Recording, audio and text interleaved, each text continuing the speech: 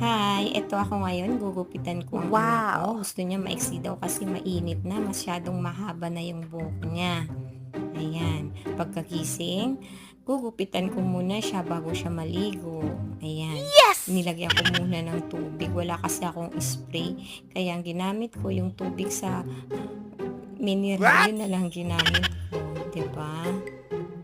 Okay naman, excited na siya, 'di ba?